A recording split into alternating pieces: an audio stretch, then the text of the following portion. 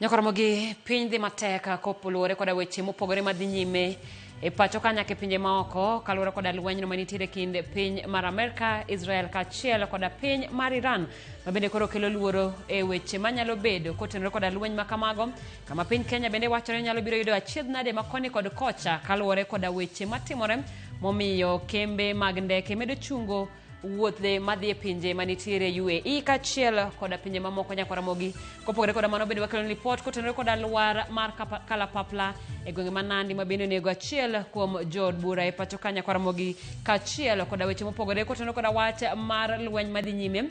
Wabiro kelo ni wendo kanyo Okwaro ma bende koro biro leronwa achiel kachiel ni to piny Kenya kata chochni makamano biro kelo achiedh nade machalo nade ahinya to e uchumi ma pacho ka. Bende kaka pile kawuono chieng' ngeso wantiere koda nyadhiwa kama biro twak kod Helen Mtawali ma bende en jatieg duol motegno e pacho ka nyakoromogi. Mokwongo weche mawamiyo pek. Ji abich owito ngimagi e masira mar kalapapla mane olwar e kaunti ma Nandi. The United States military began major combat operations in Iran. Our objective is to defend the American people by eliminating imminent threat. Dhiero kwako pinje jo Arabu ka Israel kod Amerika ogolo lweny kod piny Iran. Jana kulikuwa na mvua kubwa alafu kuna lori zilifanya accident pale chini. Sasa kukakuwa na msongamano wa magari zikafungiana. Watu wamelala kwa barabara tangu jana usiku. Wuoth miche gi miche ne oninde ndara otieno ma piny orugodo kawuono kaluwore kod dhungruok mar nyamburko e apaya mawuok Naivasha kochomo Nakuru. Na anti yake ananiambia mtoto amebebwa na maji na hajapatikana. Watusaidie tupate mtoto wetu, hata kama ana mkono, hata kama ana mguu. Nyathima jagredo chiko owito ngimane ka oula oywaye koth mapek ma pod bedo chue bombe mopogore e pacho ka.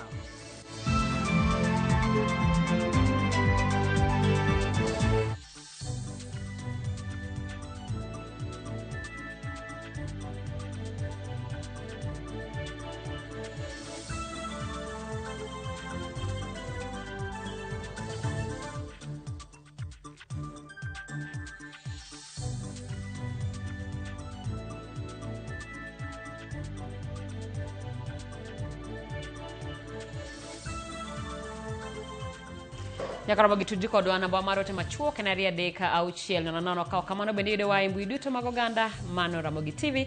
Nyinga Simfrozo Kinda, jaloko marwa en Wilson Ochuka. Kawachako en jaod bura ma Emuru wa Dikir Joanna Ngeno owito ngimane. Ngeno en achiel kuom jauchiel mowito ngimagi e masira mar ndeke kalapapla ma otimore odhiambo ma kawuono e kar chung' od bura ma Mosop, kaunti ma Nandi. Kaluwore kod jatend obila e kaunti no, ndeke kalapapla no ne oyudo masira no e kar saa 10 ma midhiambo. Ndeke kalapapla no wachore ne okwongo piyo mana dakika matin tok saa 10 kaluwore kod koth gi ong'weng'o mane okwako gwengego. Bang' mano dakika machuok to ne otemo dum kendo kama joneno mane ni kanyo wacho ne olwar e kind yiende e bungu mar Chepkieb. Nyaka sani jotim nonro mag okwach kich osechopo e kar masirano.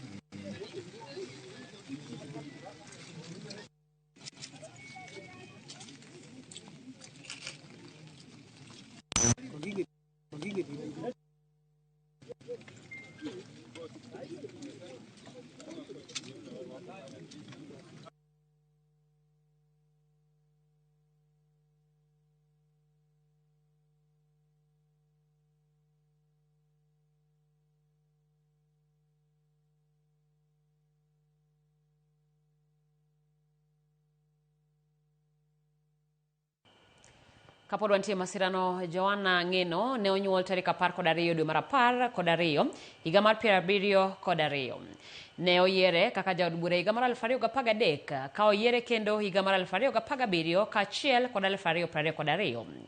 Kapok odonjo e od bura, Ngeno ne otiyo kaka director e kambi mar Agricultural Development Corporation ADC.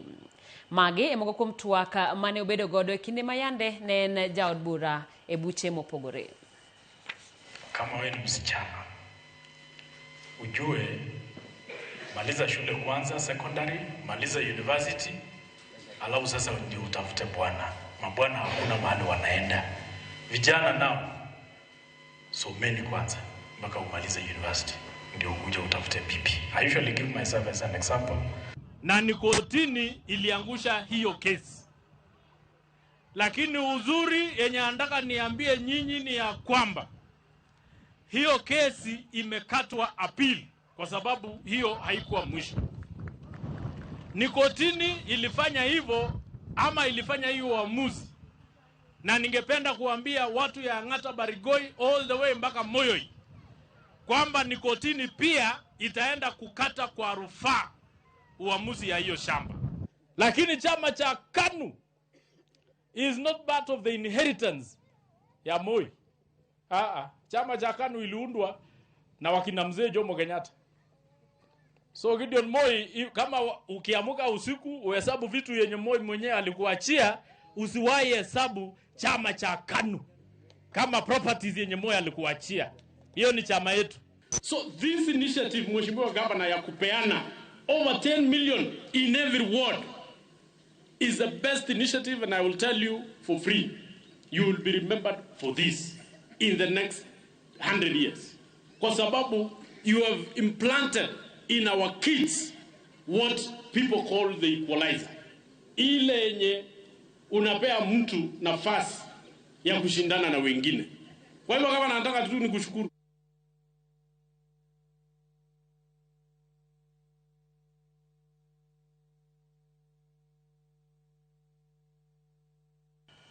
Jokaramogi tho mar Ngeno oyangi kod jatendo bila ma Nandi kotene koda tho makamano kopogore koda mano bende ote mag kuyo sechako molo kowuok kuom jotelo mopogore opogore ne tho mar jaod burano. Speaker mar od bura mamalo Moses Wetangula oseoro ote mar kuyo mare kaachiel koda mar jood bura mapacho kaka owacho ni gi kuyo kod lit kotenore koda tho mar jaod burano mabende notimore tok lwar mar kalapapla e gwenge man Nandi. Nyakaramogi kaka otego medo molo kaeri e kaka bende wabiro medo miyou ote makamano. Nyakaramogi pod wadhi nyime kod weche manyien mana kaka gimedo donjonwa ka. Kopogore koda mano wadhi e wach machielo kama jatend piny mar Amerika Donald Trump oyango ni piny Amerika oikore mar kedo e lweny kod piny Iran. Wach mano oyang kod Trump nyiso ni piny Amerika biro dwaro mar rakruok kod Iran mar ketho gige lweny ma pinyno osebedo godo kuom kinde malach. Mae timore tok jatend migawo mar lweny ma piny Israel Katz Saiz owacho ni piny Israel osemonjo piny mar Iran. Monj makamagi biro bang' jumbe mag liet kod luoro mosebedo e kind piny Iran kod Amerika e wi teko mag nuklia mag Iran. Joyce Oduor ni kod ler mathoth. En monj makanyakla ma piny Amerika kod Israel ne omonjo godo piny Iran, kendo iro ne onenore ka dhuolore e kor boche ma boma ma Tehran e piny Iran. Kaluwore kod achiel kuom jotelo ma piny Amerika, jolweny ma Amerika ne obayo miruti mag monjo piny Iran e kor yamo kod ena mataro, kama ne gigeto migepe mopogore opogore mayudore milambo mar boma ma Tehran e piny Iran. Jatend piny Amerika Donald Trump wacho ni piny Iran osebedo kadhi mbele gi loso gige lweny mag nuklia, kata obedo ni nitiere chenro mar lalruok madhi mbele mondo gichung chenro no. They can never have a nuclear weapon. That is why in Operation Midnight Hammer last June, we obliterated the regime's nuclear program at Fordow, Natanz, and Isfahan. After that attack, we warned them never to resume their malicious pursuit of nuclear weapons, and we sought repeatedly to make a deal. We tried They wanted to do it. They didn't want to do it. Again, they wanted to do it. They didn't want to do it. They didn't know what was happening. They just wanted to practice evil. Trump bende seyo piny Iran kuom dagi chopo e winjruok kod Amerika kendo dhi nyime kod gero chenro maggi mag nuklia kaachiel kod loso miruti mowacho ni keto piny Amerika kod pinje mamoko gi luoro. We are going to destroy their missiles and raise their missile industry to the ground. It will be totally, again, obliterated. We're going to annihilate their navy. We're going to ensure that the region's terrorist proxies can no longer destabilize the region or the world. Jatend migao mar lweny e piny Israel Kat oyango monj makamano kaka mar temo tieko luoro manitiere ka Amerika osebedo ka iko ndeke mag jets motelo ne monj makamano e kinde mane otemo sundo piny Iran mondo odonje winjruok e wi chenro no mar nuklia. Trump oyango ni Amerika konyo jo piny Iran kokwayo jolweny mag Iran kod obila mondo ochiwre kendo owere gi gige nuklia. Kaluore kod monj makamano, kambi ndeke mapacho ka KQ ochungo wuodhe mag ndeke madhi Dubai kod Sharjah kaluore kod loro kod lwasi ma UAE.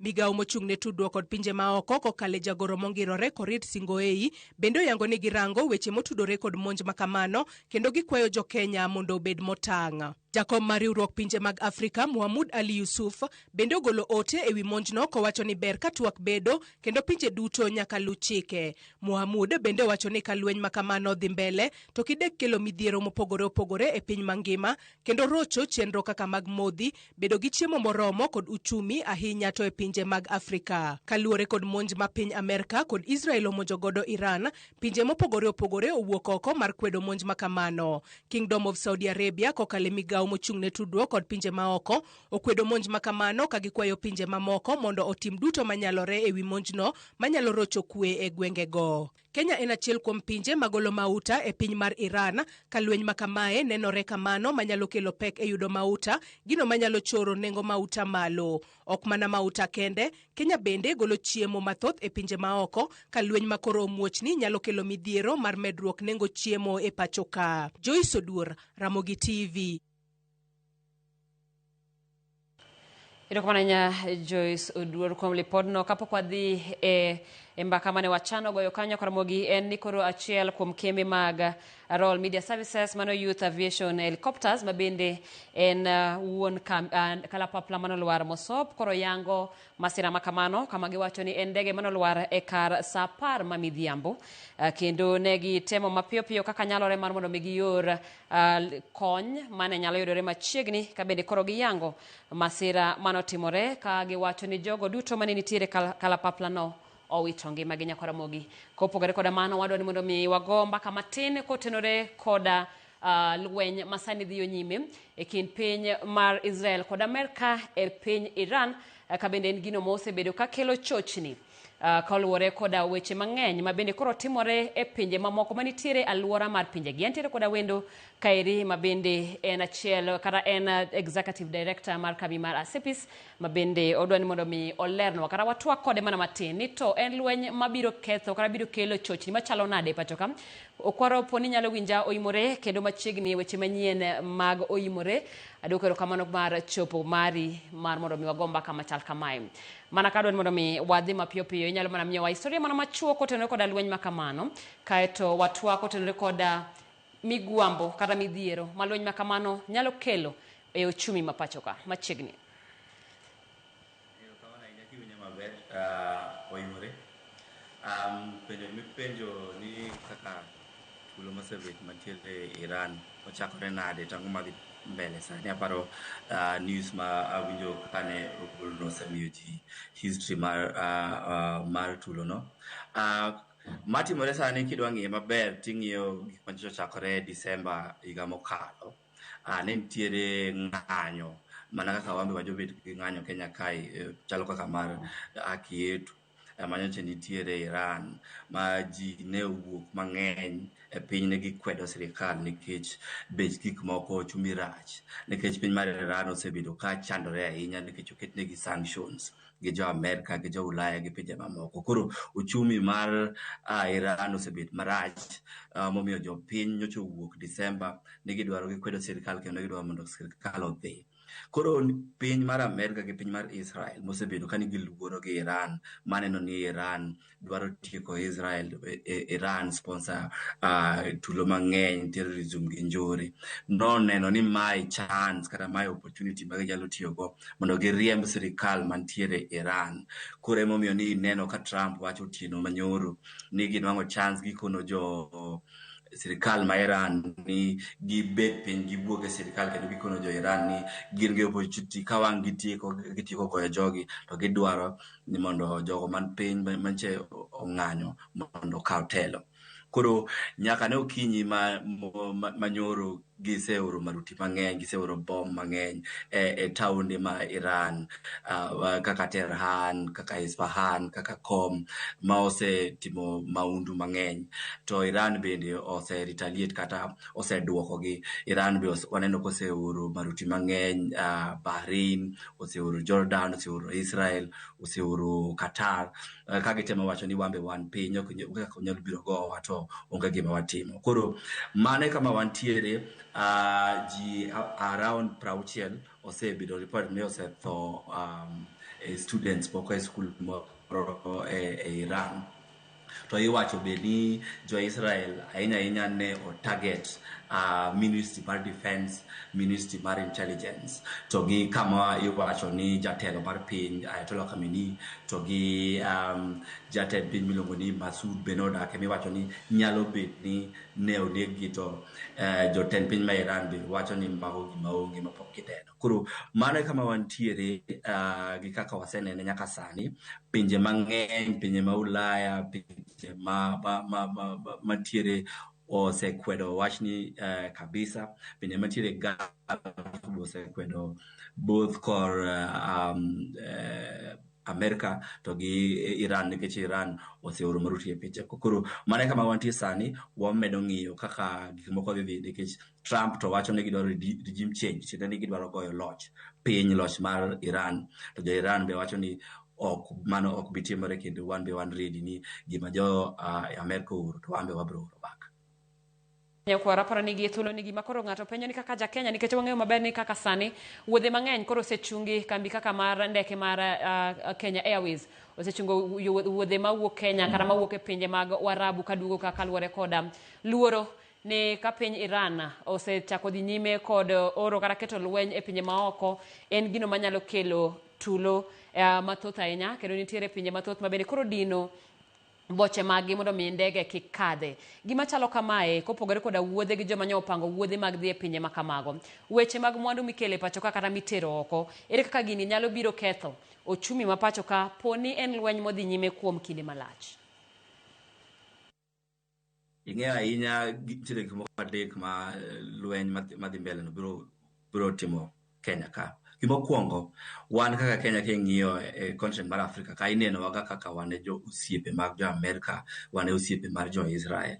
Koro momi ineno ga ka seche ma jo Iran, jo Houthi, jo Hezbollah, jo Hamas, jok ma sponsor ga tulo mang'eny, wan ema gitemo ga oro gigo ahinya ka. Ineno bom ma 98 Kikambala 2005, ineno mancho timore Westgate, mancho timore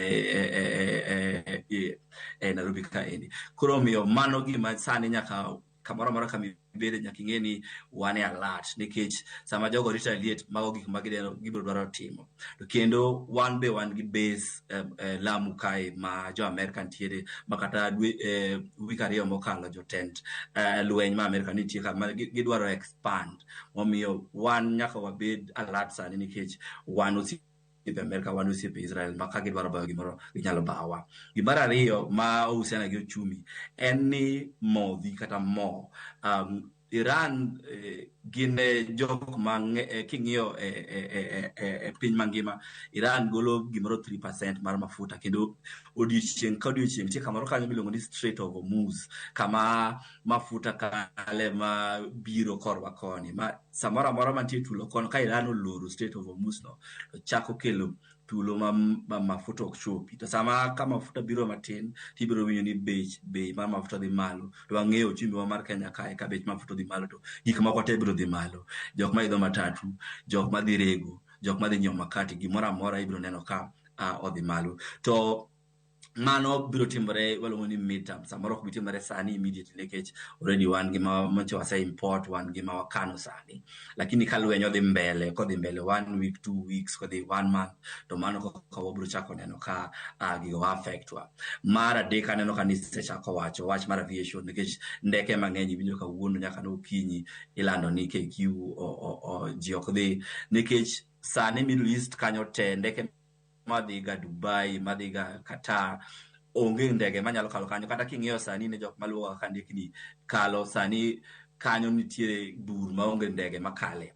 Tiende ni ng'ato mane dwa dhi timo ohala, dwa dhi China, ng'ato mane dwa ng'ado kanyo ka dhi Ulaya, jok mane dwaro biro koni ok nyal biro. Tiende ni mago ohala mok bi timore, tie jok madhi miss flight, tie jok madhi postpone gik mane gidwaro dhi timo. To mago te ka wang' wayaw week Monday, ka week madhi mbele wabiro neno ka mago gik manyalo affect uchumi marwa.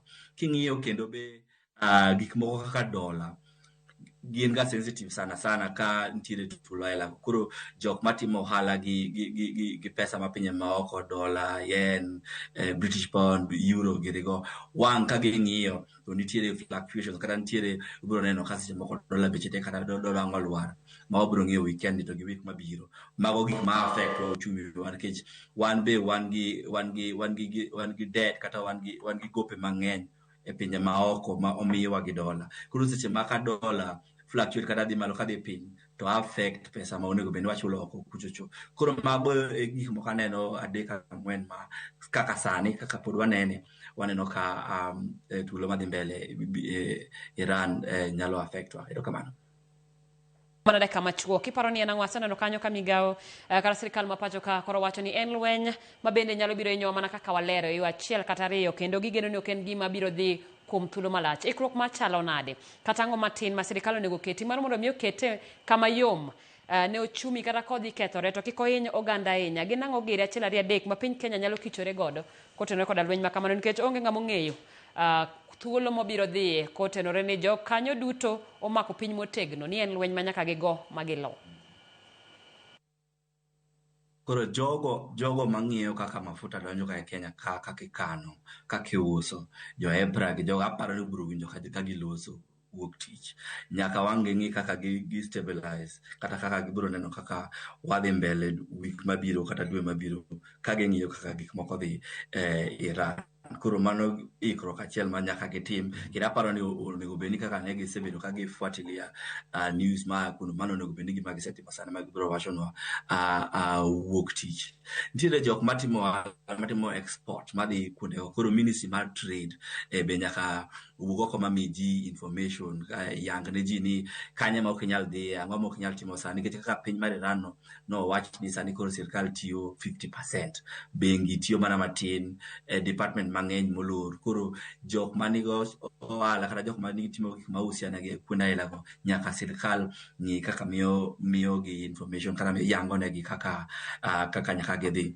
Nitiere jowa mang'eny matiyo, jowa modak e pinje ma Middle East, jok modak Qatar, Bahrain, jok modak Dubai, jok modak pinje go te, Pakistan, Afghanistan. Nyaka sirikal sani wang' yangno maber ni ang'o ma gitimo ma protect jogo, mang'iyo kaka irito jogo, mang'iyo mpango kaka jogo nyalo duogo kama piyo ka gik moko odhi marach. Koro mano be aneno kama sirikal nyaka wach ni ang'o ma gipango. Ber ka winjo ka neno ka PS Korea ne wacho ni mano gima ging'iyo ma wa expect ni wuok tich kata kiny gibiro wacho ne ji kaka itimo. Ahinya seche go ang'eyo ni jo National Security Agency kata jo National Security Council biro advise president gi ministries ma ohusiana gi weche ma pinje maoko, ma ohusiana gi weche mag timo biashara kaka gitim. Koro abiro weyo negi kaka gineno ikruok sana to wan waneno ni week mabiro ni nyaka ging'i those immediate things kata gik ma nyaka gitim sani mondo kik kaka bei mar mo kik dhi malany kata kik fluctuate mabiro chando jok matimo ohala, to gi make sure bende ni jowa man oko obedo protected, ma kik wawinj kaka wasewinjo ga tulo moko seche moko ma ji kuonde moko jomoko odine kuonde moko ma gikia kaka gitim. Erokamano Nyakaramogi, erokamano thuolo mane wan goromo kamano, ng'eyo ni en mbaka ma pod wabiro medo goyo kaka saa sudo kod kalweny makamano dhiyo nyime. Erokamano kuom kawo thuolo mari mar bedo kodwa e chenro Nyakaramogi. Mano ni wendo na Okwaro Kenneth ma bende ne lero ni gina achiedh nade machalo nade ma piny Kenya nyalo biro yudo kotenore koda lweny e kind piny Amerika, Israel kaachiel koda pinyno mar Iran. Kawo kamano wadhi nyime koda weche manyien ma kama bende koro jowuoth kata thoth jowuoth kaachiel kod joriemb nyamburko ne omoko kendo niende apaya ma Gilgil mantiere apaya ma Nairobi kochomo Nakuru kaluwore gi dhungruok mar nyamburko mane ochako saa 8 mar chieng' Tich Abich kendo dhi nyime nyaka kawuono gokinyi. Dhungruok ma kamano ne okel kod masira mar apaya mane otimore apayano kaachiel kod koth mapek mosebedo ka chwe kor gwengego. Okang' mane oweyo jowuoth kod lal mathoth. Ma ok en okang' mokwongo ma dhungruok ma kamano nene apayano. Gageno nitiere ni poni gedo mar apaya mar Ironi kochomo Mau Summit biro rumo, biro tiek achiedh nade maket kod mago. Sharon Ong'aw nigi ler. Ma e chal manobedo e olalo ma Gilgil mantiere e apaya ma Nairobi kochomo Nakuru. Dhungruok mag nyamburko manochakore nyoro godiochieng' kendo nodhi nyime nyaka kawuono gokinyi. Nyamburko mating'o jowuoth mag ji giwegi kaachiel kod mag trela mating'o osigo nobedo ka kuom moheo kilomita 10 e kind Gilgil, Mbaruk gi Kikopey kaluwore gi masira mar apaya manokel gi koth mapek manochwe. Beba avocado is a export. Nimetoka Kitale. So tangu jana usiku niko hapa. Dhungruok makamano machore ni notimore tok masira manoriwo trela manotumore rigi nyamburko machielo. Masira mar apaya makamano notimore e apaya ma Longonot kochomo Maimayu, e apaya maduong' ma Nairobi kochomo Nakuru. Kulikuwa na mvua kubwa alafu kuna lori zilifanya accident pale chini. Sasa kukakuwa na msongamano wa magari zikafungiana. Watu wamelala kwa barabara tangu jana usiku mpaka asubuhi mpaka hii masaa bado naona jamu. Dhungruok makamano okelo midhiero ne jowuoth mathoth. Ka kembe madongo mag nyamburko mating'o jowuoth bende ne oyudo lal mathoth. Shida ambayo tunaona kabisa ni overlapping kwa madereva wengine. Hawafuati sheria ya barabara. Hiyo ndio changamoto kubwa sana ambayo tunapitia katika hii barabara. E oboke mane ochiw kod kambi mating'o jowuoth mar Enakoch, giango ni dhungruok mar nyamburko okelo negi lal e ohala magitimo mar ting'o jowuoth. Oro sike kendo ne gichiwo notis mar deko mag wuodhe mopogore opogore ne customers maggi. Ma ok en okang' mokwongo ma dhungruok mag nyamburko neno e apayano. Ka jopiny nitiere kod geno ni gedo mar apaya mar Ironi kochomo Mau Summit kabiro rumo, biro tieko achiedh nade maket kod mago. Lakini tunaomba rais hii barabara venye amesema itafunguliwa, aharakishe hiyo miezi 6 alisema. Hii shida ishe ya barabara. Tukibeba abiria hapa tunafurahia, hata sisi tukiendesha gari tunafurahia. Tafadhali tumehangaika sana kwa mambo ya barabara. Barabara tungeambia serikali tafadhali watu waharakishe barabara ikuwe haraka kwa sababu madereva sisi tunaumia sana. Sharon Ong'aw, Ramogi TV. Nyakaramogi wadok e masira mar kalapapla kama ote medo molo kotenore koda tho mar jaod bura ma Emurua Dikir mano John Ng'eno kabinde speaker mar od bura mamalo Moses Wetangula oro ote mare mar kuyo kowacho ni Ng'eno notiyo matek nyaka ne chak yiere higa mar 2013 kaka jaod bura kama bende osebede komiti mopogore kendo kelo telo makare kawacho ni piny Kenya owito jatelo mang'ula. Kopogore kora ote mar speaker Nyakaramogi bende jatend piny William Ruto oro ote mare kowacho ni oyudo buok kotenore koda tho mar jaod bura ma Emurua Dikir.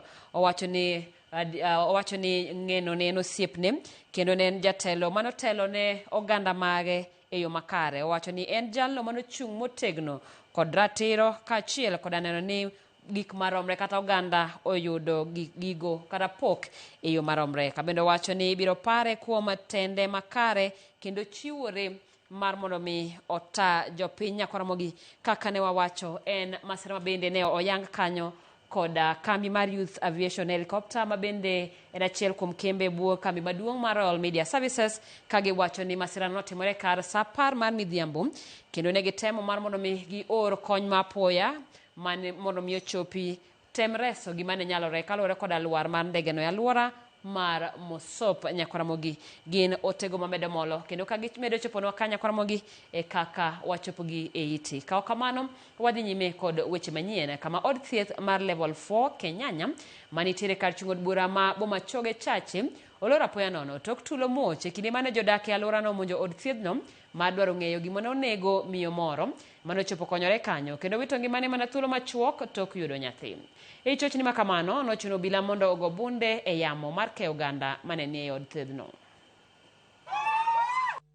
Ma e kaka od thieth mar Kenyenya ne chalo thuolo machuok tok miyo moro manobiro konyore od thiethni wito ngimane e kinde mane yudo thieth tok yudo nyathi.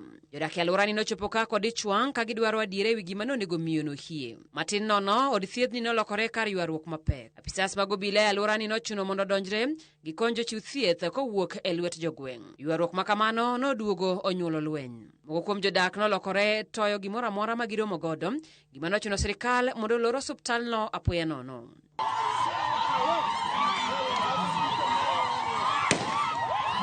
Alikufa between saa 4 na dakika 2 to saa 4 na dakika 4. Alafu the nurse in charge naye anasema referral walicall a 10:45. Obilo chako timo nonro mar yango tho mar Nyaboke Ezekiel. Sirikal kaunti ma Kisii kod laktar mar od thiethno nochopo mar lero gima notimore. The mother had a drastic change of events. She started becoming restless, having short of breath, and as our team realized that, they swung into action. They tried to resuscitate this lady, but in the process of resuscitation, and unfortunately we lost the mother. As a government, we stand with the family, na tunasema ni pole, na we will do kadri ya uwezo wetu. In future, nothing like this happened. But before then, wacha tusikize vile wanavyosema madaktari wakubwa na vile serikali ya investigation kupitia kwa DCI wanavyofanya kazi yao, ndio tuweze kurelease report kama itawezekana, kwa sababu these things are confidential. Nyaka sani jochiw thieth abich dhi nyime gi yudo thieth tok lweny ma kamano.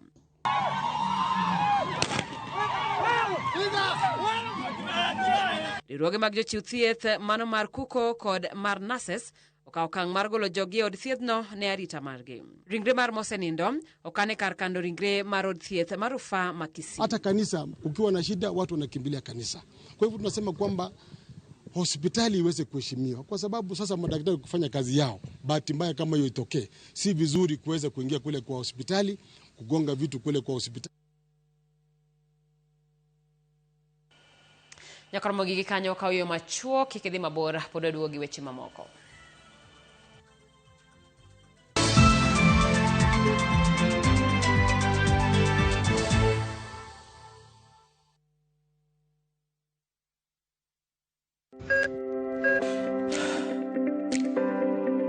E chuny ogandawa, ngima mar del en mwandu maduong'ie moloyo. Mondo tekruok mar dende obed maber, ok gin ga gik matek. Gin gik miluongo ni lifestyle. Manyiso ga jotuo ni gigi ok gin gik minyiewo, gin na gik mitimo. We bedo gi kiawa, kendo chak bedo gi ng'eyo. Nachako chemotherapy. Side effects nen, yier wi nyaka lwar, constipation, chandi seriously. Waruaki e penj laktar, ma en tudruok gi lakteche molony. Isami dhir jahocho cha, nyaka ibed ni iseng'eyo ni mae shida ma an godo, to adwa kony. Chakre weche thieth kod chiemo mar mine mayach, nyaka e weche thieth mag tuoche masiko.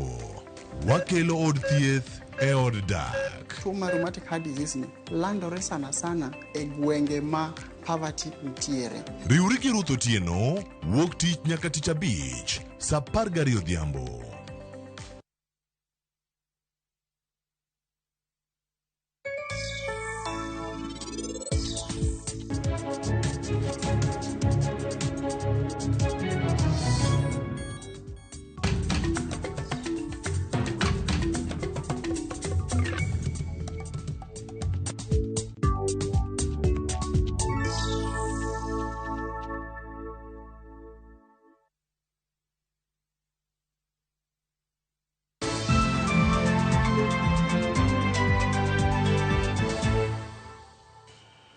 Machiegni kendo jatend piny William Ruto nyiso josiasa mag ODM kod UDA mondo kwe wigi ka osingo negi ni sirikal ye duong' kendo dhi neno ni giduto gidonjo sirikal mare tok yiero mar 2027. Ruto bende oseyo kweth mobalo kod sirikal kuom dhi nyime gi pogo oganda jo Kenya. Chris Owino nigi ler. E okenge mar kelo kwe e ode mar sirkand Manywanda, kendo neno ni giwuotho e twech achiel motelo ne yiero maduong' mabiro, jatend piny William Ruto osingo ne josiasa mag ODM kod UDA ni onge ng'ato ma idhi weyo chien tok yiero mar 2027. Hawa viongozi, watu wa UDA, watu wa ODM, mjue nyinyi ni ndugu moja. Na muko, you have the leaders in ODM and the leaders in UDA. You have a historical opportunity to make sure that this country becomes united and that we transform this nation. E nyasi mar duoko erokamano ne gwelo mar Judith Pareno kaka jagoro maduong' e sirikal mar broad-based e gwenge mag Mashuru e kaunti ma Kajiado, Ruto onyiso josiasa mag ODM kod UDA jochung' magi madhireme yiero maduong' mabiro obiro podo ne gilemo e sirikal mare. Na mimi nataka niwaambie ndugu zetu hapa, wanachama ya wa ODM, wanachama wa UDA, nataka niwaambie msikue na wasiwasi. Wale watu watakaochaguliwa, wale ambao hawatapata nafasi, tunajua pia kuwapanga. Na mimi nasema hivyo nikiwa Kajiado. Ulizeni hawa watu wa Kajiado. Hawa ndugu zangu watu wa Kajiado walikuwa wanashindana hapa, si ndio? Na niliwaeleza tutapangana vizuri. Si hapa Kajiado, si Kato walishindana na Paris? Si walishindana na Paris? Ama namna gani? Sasa niwaulize, kuna mwenye hana kazi sahi?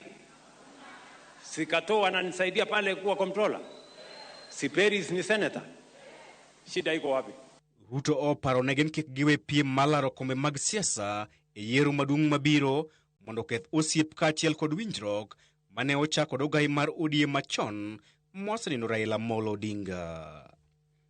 Jatend kweth jod bura manok Junet Mohamed bende otiyo kod thuolo makamano mar singo ne William Ruto ni kik obed kod luoro moro amora ewi ODM, ka olero ni kweth motelne kod Dr. Oburu Oginga eman kod mbi mapek mar siasa.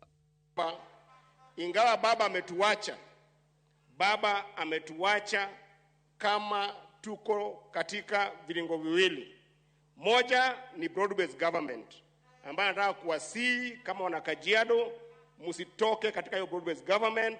Support it because baba saw the vision of where the country must go when we are united.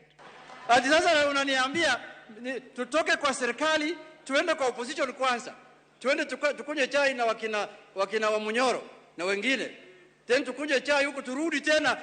Sasa nani amekuambia nafasi yako itakaa tu namna hii? Hiyo ndio maoni tofauti. Sisi tuko katika maoni ya kusema tukae kwa serikali ya broad based, tu negotiate na UDA, tupate vio vyetu, tujenge nchi ya Kenya. Ruto bende ose okweth mobalo kod sirikal kuom dhi nyime kod lando siasa mag akwede, ka onyiso gi ni siasa mag akwede mag dhoudi onge kod thuolo e Kenya masani. Chris Owino, Ramogi TV.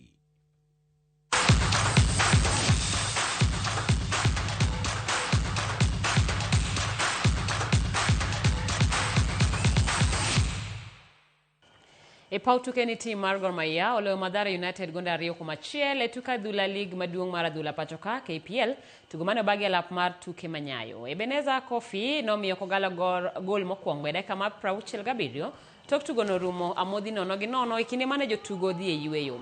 Dennis Okoth nokelo tugo mar romre tok loyo ne Mathare gol margi, kapok Gor Mahia kao points 3 duto kokalo kuom gol mar Enoch Morrison. Gor oyawo fuok mar points 9 e kindgi kod AFC Leopards manie thuolo mar 2. Enoch Morrison kod Ebenezer Asifua ema noloyo ne Gor.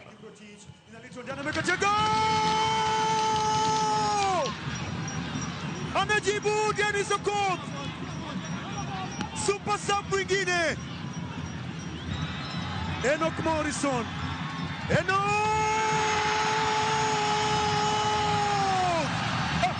Kama meumwa nange hivi. Enoch Morrison anasema nobody can stop reggae. Mashabiki wa Kogalo wapo juu. Ukiangalia mechi yenyewe kuanzia dakika 60 tulianza kuslow down. sababu of course tumetoka another tiring game, na nadhania makosa yenye inafanya tu consider hizo mabao, both goals ni individual errors na individual mistakes. Zingine I don't think ni kitu ati coach unaweza coach. Zingine ni errors ambao mchezaji atarekebisha na experience. The more experience. Well, it was a very tough game. First of all, I have to talk about the opponent. I was really impressed the way they played. A good tactical play from the coach. Very deep thought about how to go about it. And we somehow managed to come out of it, especially in the second half. In the first half, we also created chances, but of course, when we brought in the Ebenezer and Paul and Brighton, gave us a lot of options to score. And of course, the aggression in which we play.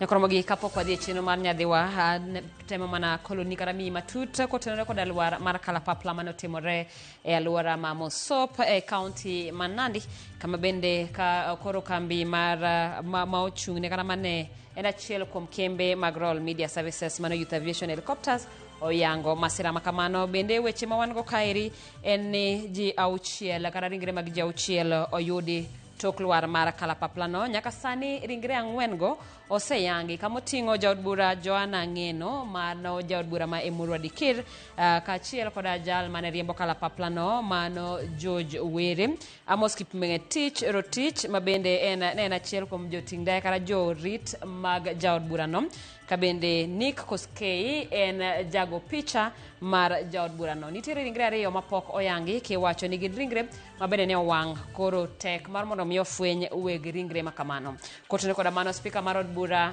oseoro ote mare mar kuyo kowacho ni Dikir kowacho ni Ngeno notiyo makare e thuolo duto ma osebedo ka oyiere chakre higa mar 2013 ka committees manobetie noneno ni okedo ne ratiro mar jopiny. Makamano bende ote mar jatend piny William Ruto bende ochopo ka owacho ni en ote manoyudo gi buok kotenore koda tho makamano, kowacho ni Ngeno ne jatelo mongirore kendo nochiwore mar mondo mi otine jopiny. Kotenore koda mano bende nitiere ote makoro omolo kaeri kowuok e kambi mar Kenya Civil Aviation Authority kata gimbe gi yango masira makamano manotimore odiochieng' makawuono, kagiwacho ni en ndege kata kalapapla mane owuok e Ndebes kochomo Mosoriot e kinde mane olwar kanyo kar Kabiet sublocation manitiere Mosop e gwenge mag Nandi Hills. Wachore ni e kinde mar lwar kalapapla no ji auchiel ne nitiere e kalapapla no. Iwacho ni en masira manotimore malich miwuoro ma jogo duto auchiel owito ngimagi. Bende KCAA wacho ni gisechako chenro mag siro nonro kotenore koda masira makamano, kabende gichiwo otegi mag mos ne anyuola duto makoro ne owito joggi e masira makamano. Nyakoromogi kopogore koda mano en thuolo mar nyadhiwa gi thuolo ne kabende ne wagombaka kod Helen Mtawali. Thoth wang'eyo ni ong'eye e kinde mag Tusker Project Fame. Kawuono ok ne walose wi thum ahinya, makmana ne waloso kotenore koda nyadhi mabende okete i thum mose miye obayo alande e pinye mopogore. Ka kamano erokamano nyakuom bedo koda e chenro mar Oyimore. Nyinga Simfrozo Kinda, jaloko marwa en Wilson Ochuka.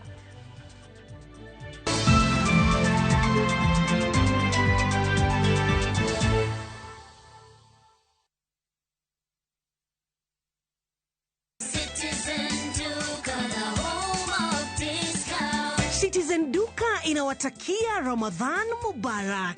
Tumia muda mchache sokoni na muda mwingi kwa mambo yenye umuhimu zaidi. Bidhaa muhimu na halisi tena za kuaminika kwa bei nafuu, zikiletwa hadi mlangoni mwako. Fanya oda sasa kupitia Citizen Duka app ama kwenye tovuti ya citizenduka.com au tuma agizo lako kwa WhatsApp kupitia nambari 0710 487 487. Citizen Duka, the home of discount.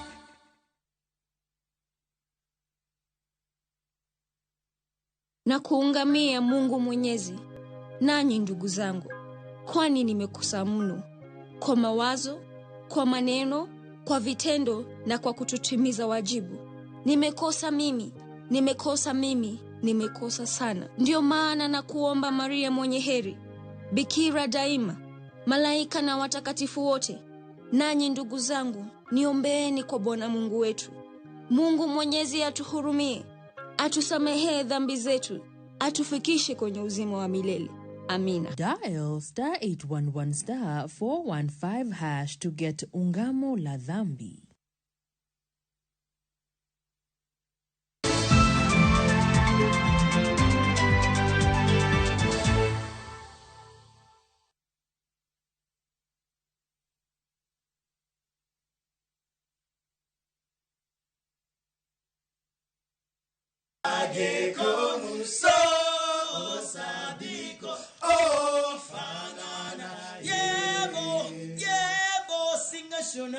Singa shonapi sisuke kuye ageko muso osabiko ofanana ye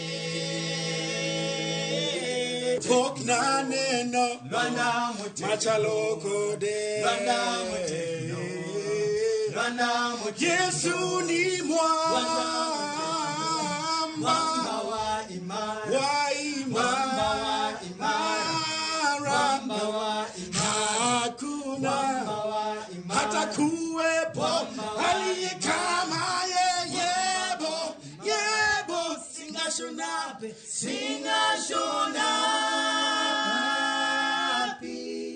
sisuke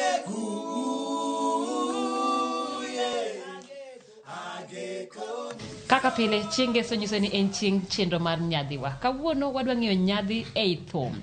Wendo mara ong'ere ahinya kochakore thuolo mag Tusker Project Fame kaachiel koda chenro mamoko manotimo.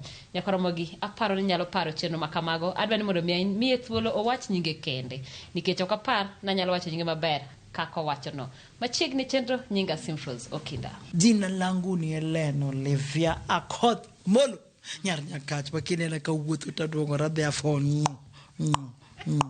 mtawali kuru ng'ong'oni nayudo South Africa kana dhi South Africa tukuru jo South Africa sema hey Icona wena buya lapha we need to give you a name, and do you know the name we're going to give you now is Ngongotwane. From Ngongotwane, it's like a knockoff it all. But you say Ngongo. The vocabularies in South Africa that can learn like that. I just decided because they are speaking capital letters related to the Luo people. Why don't I learn it? I learned it. Jimang'enyo kong'eyo ni Jaluo. Agin kabila mage ma samoro ji paro ni in. Omera Jaluo kit gi timbe gi. Kendo nyar nyakat kadianga we got pesa. Kama yamu kuye to penji questions ni. Advaro soda baridi gi. To skuli somo kanyo bisomo Kaluo.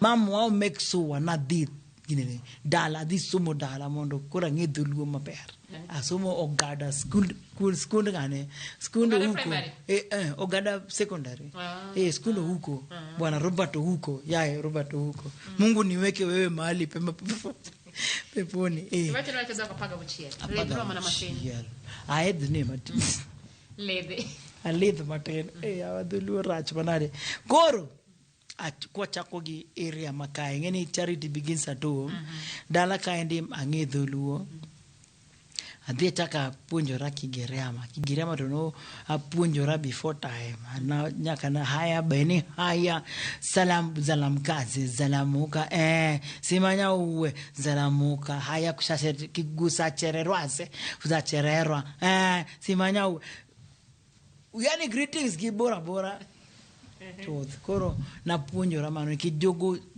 kuotho baraj bwana ano kadwa ni mondo gikuotha jogo ayo kadwa mondo gikuotha koro sani kaka to kudhi tivijo ochun ai vizuri ngeni ber Kigiriama chal Kiswahili koro koro nya yudo ka wache ok tek ahinya koro puonjora mano bala chako ga gi wer apuonjo wer apar ka puonjora wende apar ngeni malo vocabulary sekete lweta bas koro puonjo to mata ngoma koro wero something knowingly kasi tieko kora puonjora the language very well nikisamaliza na huyo nikakuja kwa Ukuyu Ukuyu tingeni mano language ma biashara hado ay ko ma yani biashara nyorenda ko kekea kwaria na Gikuyu thie niogo thie hakuwe na mundu uria araigua Gikuyu very well kuigua Gikuyu ni teigua karibu yothe lakini kwaria haho ndio kuna diabu hapo kuna diabu upende usipende hata Gikuyu yenyewe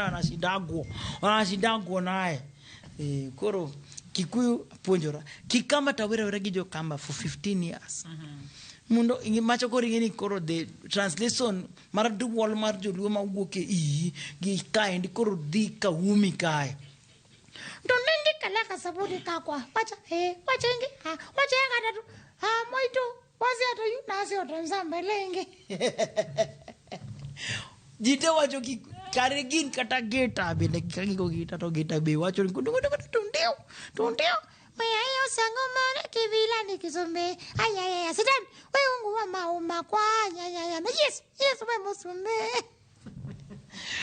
chuna kato vera wer kod gi 15 years ema mimi ukoro na punjora we kama missions inakuja mission iko wapi leo tunaenda Kitui unaenda mtaka huko 5 days haya mission iko wapi kesho tunaenda sasa tunaenda hapa bana utaenda wata tala tukienda tala tunamaliza 6 days ukitoka hapo unataka kuniambia ni Kiswahili utaongea ama ni Kikamba chuni nyaka inge Kikamba keninge kataluzo kiumi koro kwadi okokucho jok mano attract mkongo giluongo ngine Arabs desta kaine wan gi South Sudanese mono nitire kanyo maluo banga kamora mora madhie tinguna bag etc eventually uchona nikech kagidhi tukienda kukaa karibu na nikech gingendo budho gibera kipunjo because English is a problem so they sit around themselves koro kipunja Arabic kidogo anafarahana fi nazra kama aliwasima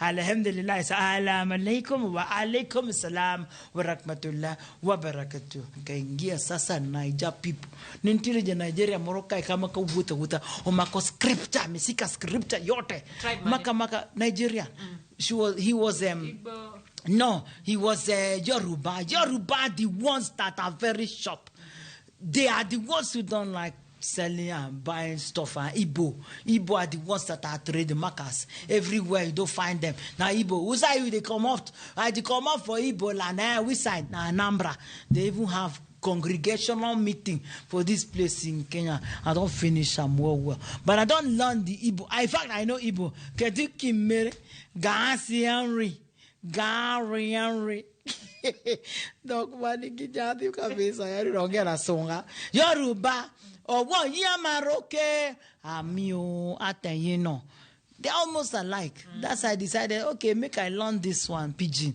I have an application online that I speak this Yoruba language plenty because most of the people who come to the place don't speak when they say don't speak it does not mean don't D-O-N-T no it's D-O-N-E they don't speak it yes so when you hear somebody say I don't find it that means they have found it so I started learning small after a while I don't speak well so when they come and say they even give me name Lolo my name is Lolo that means chief wife I must get royal staff don't you see the way I look all this to go and relate to Papa for waiting oh yeah don't refuse that me a day for dinner day money I met oh Erika ka bet ni mayot mar donje kindi ji mechal kodgi nikech ayudo ka in kamoro mar midhi onge ngama biro paro ni in donge kacha ko wacho dholuo to koro chal dholuo donge in mani doubt acha dong kacha ko wacho dholuo to koro chal kodi that's the essence is ok ni yot na nikijam bende everything is a learning process kitera ka jo sukuma pia itabidi bas de la gaoiza ule mhora moradu you have to actually you have to adapt even the way they speak nange sanyo so kulaba ugambocha nange sina mtawana kakati overwa sina dalu you actually have to adapt even the way they speak. But Nigeria people, they speak capital letters like Luos. I'm a Luo now. Why don't I even just adopt it? I go adopt it. So culture come with the way people behave, the way they articulate. I say only the way ida articulate gino bana. Ida jaluo bende. Kida acho doluo mera. Doginero kangano biro kai. Dingino osengenya. Ngano kalo kai di bana. Kurmano dongnyor jare ina mo olosi ma veins wo kai. To maningeno wo loso mayom.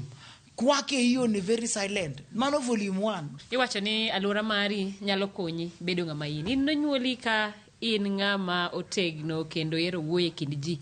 Koso ma gimisomo kaluwore kod kit mich ma koro yudo menyalo wer.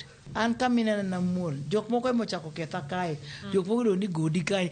Jok moko ma very loud. Jok moko ma the people you relate with sometimes are the ones who actually change your character and personality. Ni mol nyaka kanya nyaka high school go so. High school be na mol wada keno na mol nyaka form 6. Ani ngeni anje form 6. Yeah, in form 6 toke kale. One gini unyo 8 Form 6 kure manaromi kiji watende gin jok wage. Nilikutana na watu wa Joluo Suba aromo gijo Migori chan tiere jo Migori alafu bange gini ni Kuria jo Kuria tulikutana nao huko. Ngeni huko vitu zinaongeleshwa differently. Koro kanye machako pare ngeo ni I have ability to express because I was very shy.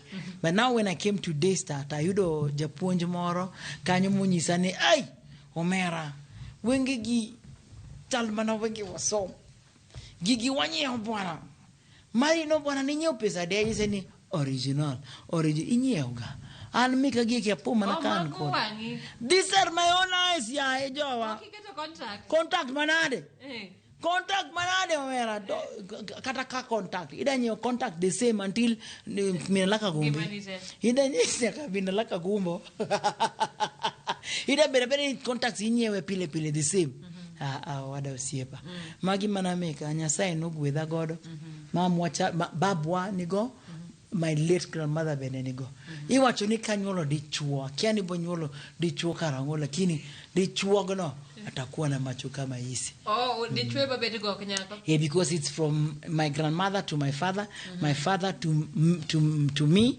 and now me to a baby boy iwinjo maber ni na celebrity ere kaka bedo ni ji ong'eyi kaluwore gi gik mang'eny misetimo Tusker Project Fame chenro mopogore TV mi bedo ng'ama kantiere e wang' ji to ng'ato kata kapok iwacho nyingi to ong'eyo ni in be mae gima bende iwinjo kata bedo kidhi e pinje maoko ingeni kana donja America the first question mano penja ni who are you hi Mr. Woman fwenyo you are asking me who am I na nilikuwa ndio nimefanya Tusker Project Fame season 3 infamous Marach Kenya ka infamous Marach japenya ni who are you bingena chopo kuona chako pejo jo do you know me haya man boga bolia iyo mera gino na late na marlich ani penya ni who are you I thought I was Michael Jackson I thought people knew me bang Tusker Project Fame kumbe watu wangambo wakula to no penja who are you in every ne were 28 states 28 states gonna penja the same question ma watu ni Canada wirkai makatiku wirkai to everybody will know me the next time kadikuru Helen I am more popular engia kwa Google most Bernie the US or chronologically chronologize samedi kamoro to gigolo posters madongo kendo gidwa tingo nyingi dimalo etc ukienda kwa Google dikandika na Helen Mtawali ra okata 1 page okata 20 pages Omera dhima na gene all those states we went to nyakadi advertise koro gikonya advertise myself brand na giloso malich manade gajo kama uona de kuki ingamo sewuothe pinje mathoth kende wacho ni America chiegni ni selworo yete ere state mani dhie mi winjo ka in dala winjo ka nyadhi mar jaluo gi kit dak makare nitiere piny America Arizona is good. The people in Arizona are fantastic. They are super generous. Americans are generous, but Arizonans are generous. That's a state that we got with my students. They would ask us, how many bags do you guys have? Do Do you have an extra bag? Are you carrying too much, etc.? And when they realized, the first time I went to Arizona, they gave each of my students instruments. See guitar, see violin, see trombone. One of my students said, "Yana beba speakers." Hey, mixer. Lakini he ended up selling it in Amazon, and he got the money. This is a laughter song. When you know God has gotten your back, you laugh. When I walk, you walk with me. When I talk, you talk to me.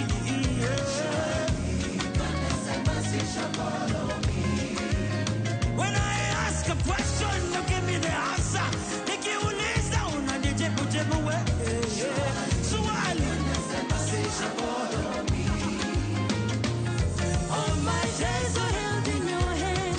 You're the rock of which I stand.